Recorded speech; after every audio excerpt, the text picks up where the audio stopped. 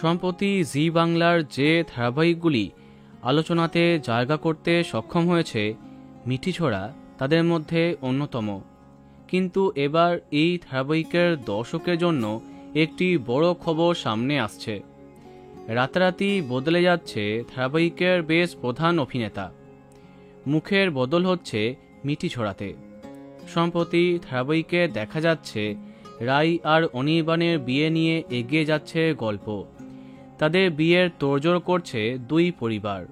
এমন সময় বেশ কিছু চরিত্র আছে যারা রাই এবং অনির্বাণের বিয়ের মাঝে বাধা। তাদের মধ্যে অন্যতম রাইয়ের দাদা বিক্রম। চরিত্রটা বেশ নেগেটিভ।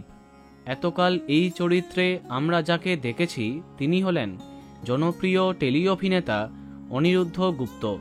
এবার তার পরিবর্তে যাকে বিক্রমের চরিত্রে দেখা যাবে তিনি খুব জনপ্রিয় মুখ।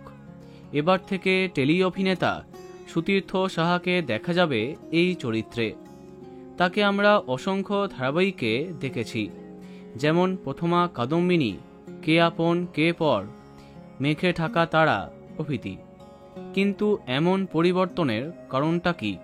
ব্যক্তিগতভাবে আমি খোঁজ নিয়ে জানতে পারি সামনে বেশ কিছু ভালো ভালো ওয়েব সিরিজের কাজ আছে তার হাতে। তাই সব নিয়ে তার সময় হচ্ছে না মিঠিছোড়ার জন্য। তাই সরে আসতে বাধ্য হয়েছেন টেলি অভিনেতা অনিরুদ্ধ গুপ্ত। এবার দেখা যাক নতুন বিক্রমকে সবার কেমন লাগে। তো বন্ধুরা, মিঠিছোড়া কেমন লাগছে কমেন্টে জানাতে পারো। ভিডিওটি লাইক এবং শেয়ার করো। এই রকম আরও অনেক ভিডিও পেতে সাবস্ক্রাইব কারেন্ট বস। ধন্যবাদ।